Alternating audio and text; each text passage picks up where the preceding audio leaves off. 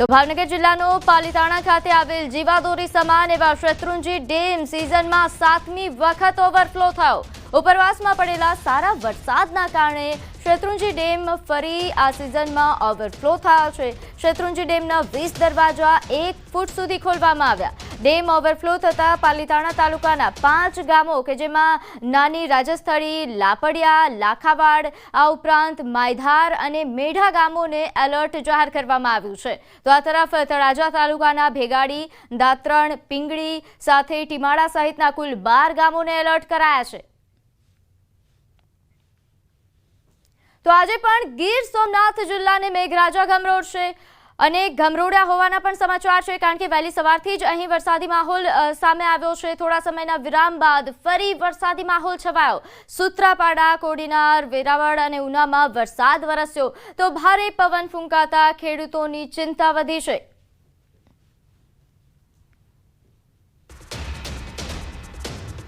તો આ પરિસ્થિતિ વચ્ચે ગીર સોમનાથના વેરાવળમાં મંડપ ધરાશાયી થયો। ધોધમાર વરસાદ ખાબકતા ગરબાના રંગમાં ભંગ પડ્યો। ગીર સોમનાથ જિલ્લામાં ગત રાત્રે વરસેલા ધોધમાર વરસાદે નવરાત્રીના રંગમાં ભંગ પાડ્યો। ભારે વરસાદના કારણે વેરાવળમાં મોટા ભાગના ગરબાના આયોજનો રદ કરવાની ફરજ પડી હતી, જ્યારે વહેલી સવારે અનેક ગરબા મંડપો ધરાશાયી થતા આયોજકોને ભારે નુકસાન વેઠવાનો વારો આવ્યો છે। તો વરસાદ વરસતો રહ્યો છતાં ખેલૈયાઓએ મોજથી ગરબા ગાયા। દ્વારકાના ખંભાળિયાના દ્રશ્યો જોઈ રહ્યા છો। ખંભાળિયામાં ધોધમાર વરસાદ વચ્ચે પણ માતાજીના ગરબા ચાલુ રહ્યા। ચાલુ વરસાદે પણ માતાજીની આરાધના કરતા ખેલૈયાઓ જોવા મળ્યા। ખંભાળિયામાં રામનગર વિસ્તારમાં ધોધમાર વરસાદ વચ્ચે પણ ખેલૈયાઓ મન મૂકીને ગરબે ઝૂમતા નજરે પડ્યા।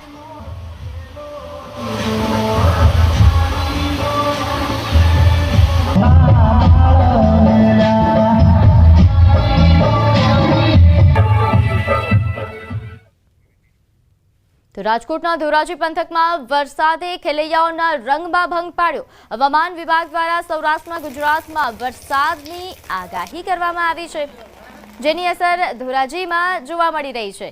નવરાત્રીના 7મા નોરતે ધોરાજીમાં ધોધમાર વરસાદ ખાબક્યો, જેના કારણે ગરબા આયોજકો ચિંતામાં મુકાયા છે। ભારે પવન અને ગાજવીજ સાથે વીજળીના કડાકા ભડાકા સાથે વરસાદ ખાબક્યો, જેના કારણે ગરબા આયોજકો અને ખેલૈયાઓની મજા બગડી હતી। નોંધ્ય છે કે જેતપુરની તમામ ગરબી બંધ રાખવાની ફરજ પડી, કારણ કે ગરબી મંડપમાં પાણી ભરાઈ ગયા હતા।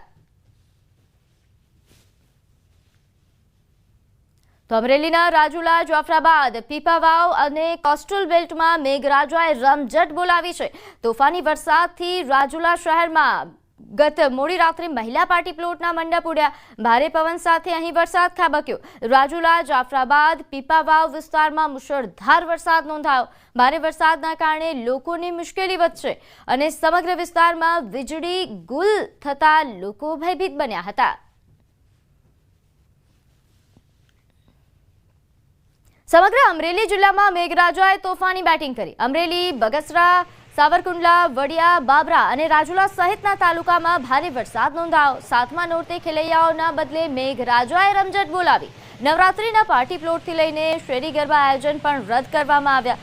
અમરેલી શહેરમાં ધોધમાર વરસાદથી અનેક વિસ્તારોમાં પાણી ભરાયા। બગસરા શહેરમાં ભારે વરસાદથી શહેરની બજારોમાં નદીઓ વહેતી હોય તેવા દ્રશ્યો સામે આવ્યા।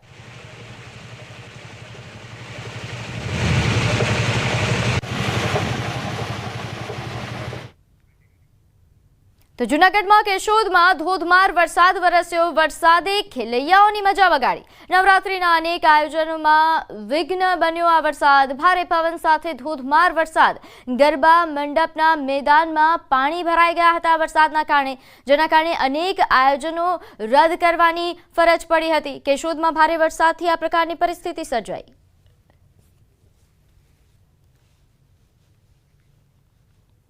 તો અરવલ્લીના ભિલોડામાં વરસાદ બાદ ખેલૈયાઓ ગરબે ઘૂમ્યા। વરસાદ બંધ થયા બાદ ખેલૈયાઓ ગરબાના તાલે ઝૂમ્યા હતા। ગ્રાઉન્ડ ભીનું હોવા છતાં ગરબાની મોજ માણી। ભિલોડામાં ગાજવીજ સાથે વરસાદ વરસ્યો હતો। તો આ દ્રશ્યો છે કે જ્યાં વરસાદ વિરામ લીધા બાદ ખેલૈયાઓએ ગરબા રમતા નજરે પડ્યા। ભિલોડામાં ગાજવીજ સાથે ગતરોજ વરસાદ પડ્યો હતો। માતાજીનો એટલો આશા છે, ઉત્સવ છે બધાને ગરબામાં, તો અમે લોકો ખેલવા તૈયાર છીએ. ભગવાનને એટલો, માતાજીનો એટલો આશા છે કે વરસાદ પહેલા એટલો બધો પડી ગયો છે, ગ્રાઉન્ડ એટલું ભીનું થઈ ગયું છે, પણ સરસ અત્યારે વાતાવરણ કરી દીધું છે. તો આ તરફ દાદરાનગર હવેલીમાં બારે મેઘ ખાંગા થયા હોય તેવી સ્થિતિ સર્જાઈ. ધોધમાર વરસાદ વરસતા નીચાણવાળા અનેક વિસ્તારોમાં પાણી ભરાયા. સેલવાસના અથાલ 3 રસ્તા પર રોડ પર પાણી ભરાતા વાહન ચાલકોને હાલાકીનો સામનો કરવો પડ્યો, તો કેટલાક વાહનો પાણીમાં બંધ પડી ગયા હતા. તો નગર હવેલીમાં બારે મેઘ ખાંગા જેવી પરિસ્થિતિ જોઈ શકાય છે કે અહીં ખાસ કરીને જે નીચાણવાળા વિસ્તારો છે ત્યાં પાણી ભરાઈ ગયા હતા, જેના કારણે વાહન ચાલકોએ સૌથી વધારે હાલાકીનો સામનો કરવો પડ્યો. અહીં નાના વાહનો બંધ પડી ગયા હોવાના પણ સમાચાર સામે આવી રહ્યા છે. તો નીચાણવાળા વિસ્તારોમાં ખાસ વરસાદના કારણે પરિસ્થિતિ વણસી હતી. કેટલાક વાહનો પાણીમાં બંધ થયા, તો ઘણા એવા વિસ્તારો છે કે લોકોના ઘર સુધી પાણી ભરી આવ્યા. પરંતુ ખાસ આ જે રીતે જોઈ શકાય છે કે મુખ્ય રસ્તા પર, મુખ્ય રોડ પર જે પાણી ભરાવાની સમસ્યા છે તેના કારણે લોકોને હાલાકી ભોગવવાનો વારો આવ્યો.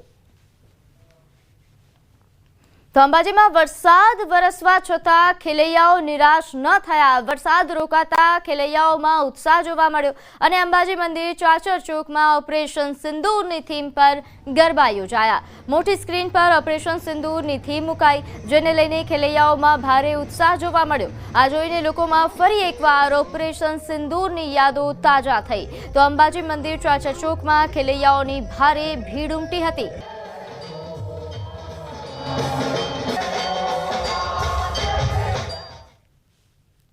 તો વલસાડ જિલ્લામાં ધોધમાર વરસાદ વરસ્યો. ભારે વરસાદ ખાબકતા તાલુકામાંથી પસાર થતા તમામ નદી નાળાઓ અત્યારે તોફાની સ્વરૂપે નીકળ્યા છે.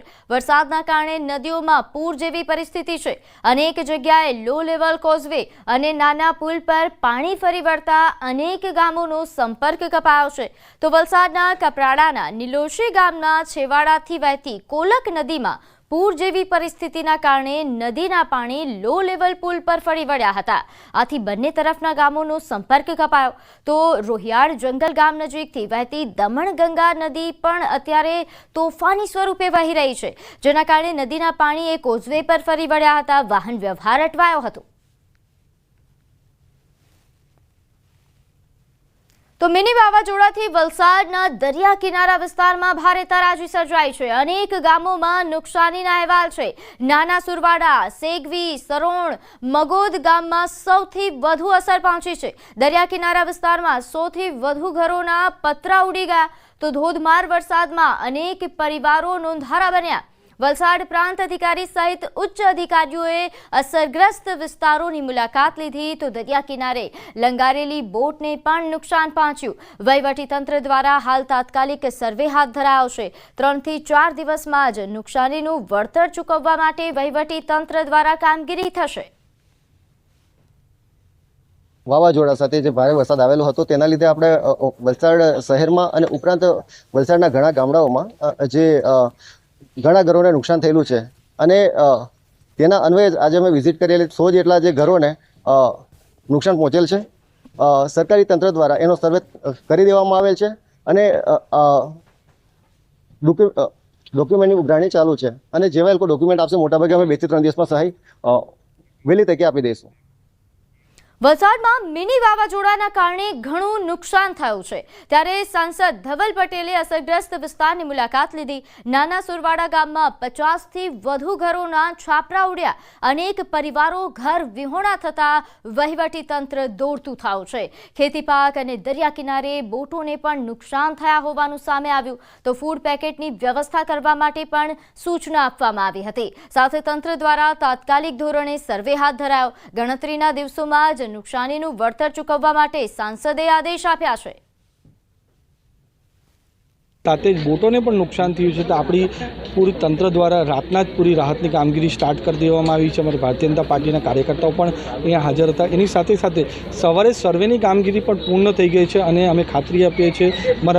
અમારા પ્રાંત અધિકારી પણ અહીંયા હાજર છે. એમણે મને ખાતરી આપી છે કે આવનારા 4 થી 5 દિવસની અંદર એમને રકમ ચૂકવાઈ જશે, એની બાંહેધરી આપી છે. પણ સાથે મેં એમને સૂચન કર્યું છે કે તરત જ આજે ફૂડ કિટ અને મેડિકલ કિટનું પણ વિતરણ કરવામાં આવે. તો વલસાડ જિલ્લામાં મિની વાવાઝોડાના કારણે દરિયાકાંઠાના વિસ્તારમાં તારાજી સર્જાઈ. 100થી વધુ ઘરોના છાપરા ઉડી જતા સ્થાનિકોને મુશ્કેલી વેઠવાનો વારો આવ્યો. તો દરિયા કિનારે માછીમારી કરતા લોકોની બોટને પણ મોટા પ્રમાણમાં નુકસાન થયું છે. વહેલી તકે સરકાર દ્વારા નુકસાનીનું વળતર આપવામાં આવે તેવી સ્થાનિકો માંગ કરી રહ્યા છે. એમની 8 થી 10 લાગરેલી હતી. તે 10 દૂધને ટોટલી ડિસ્ટ્રોય થઈ ગયેલી છે, એટલે કે તૂટીને 2 ટુકડા કે અમુક તો ભાગ પણ નથી મળતા. હવામાં ઉડી ગઈ છે, ઘણી ટોટલી ડેમેજ. પાછું રિપેરિંગ કામ પણ મુશ્કેલ છે, જેના કારણે એ લોકોની જે આર્થિક જેના દ્વારા એ લોકો ધન ચાલતું હતું માછીમારીના વ્યવસાય દ્વારા, તે હાલ લાગે છે કે ઠપ પડી જશે. અને અમારી રોજી એટલે કે દરિયામાં જે અમે જાય એટલે માછીમારી કરવા માટે હોડકી, તે હોડકી બી 8-9 તૂટી ગઈ છે. તે અમને ઘણું નુકસાન છે. અને અમારો સમાજ એવો છે કે રોજના લાવીને ખાવાવાળો માણસ વ્યક્તિ, કે અમે એ જે નુકસાન થયું છે એનું ભરપાઈ અમે સ્વૈચ્છિક રીતે તો નહીં કરી શકીએ. એટલે અમારી માંગ છે કે તંત્રને કે આ જલ્દી કરી આપશે તો અમને સારું પડશે. તંત્ર પાસે અમારી એક જ માંગ છે. તો નવસારી જિલ્લામાં આવેલા વાવાઝોડાએ પણ વ્યાપક તબાહી મચાવી. પરિસ્થિતિને નિયંત્રિત કરવા વહીવટી તંત્ર કામગીરીમાં જોડાયું. નવસારીના સાંસદ CR પાટીલે જિલ્લા ભાજપ અધ્યક્ષને ફોન કરીને સમગ્ર સ્થિતિ અંગે જાણકારી મેળવી. જે સવારે અમારી નવસારી જિલ્લા ભારતીય જનતા ટીમ પણ નરેશભાઈ સાથે ચીખલીના ગામોમાં જોડાયા છે અને લોકોને કેવી રીતે વધારે મદદરૂપ થઈ શકે એના માટેની તમામ તૈયારીઓ સાથે અમે આવી પહોંચ્યા છીએ. લોકોના માટે ફૂડ પેકેટની પણ વ્યવસ્થા કરી છે અને જ્યાં પણ લોકોને જમવાની વ્યવસ્થા છે ત્યાં પણ અમને વ્યવસ્થા કરતા આવ્યા છે. અને સાથે સાથે અમારા પ્રદેશ અધ્યક્ષ શ્રી સાંસદ CR પાટીલ સાહેબની સાથે બી સવારના વાત થઈ હતી. એમણે પણ કીધું છે કે જે પણ કરવું ઘટતું હોય એ બધી જ વ્યવસ્થા કરજો, બીજી કોઈ ચિંતા તમે નહીં કરતા. ચીખલી તાલુકાના ઓછામાં ઓછા 12 થી 15 ગામો ઇફેક્ટિવ છે. સૌથી વધારે તલાવચોરા છે. તલાવચોરાની બાજુમાં ચીખલીથી લઈને ખોદ. હવે નજર કરીએ અન્ય સમાચારો પર. તો નવનિર્મિત વીર સાવરકર સ્પોર્ટ્સ કોમ્પ્લેક્સ ખાતે 11મી એશિયન એક્વેટિક્સ ચેમ્પિયનશિપનો પ્રારંભ થયો, જેનું ઉદ્ઘાટન મુખ્યમંત્રી ભૂપેન્દ્ર પટેલ અને ગૃહ રાજ્યમંત્રી હર્ષ સંઘવીએ કર્યું. 200 મીટર ફ્રી સ્ટાઇલ સ્પર્ધાના વિજેતાઓને મુખ્યમંત્રીના હસ્તે મેડલ એનાયત કરવામાં આવ્યા. ચેમ્પિયનશિપમાં 29 દેશોના 1100 એથ્લેટ્સ ભાગ લેશે.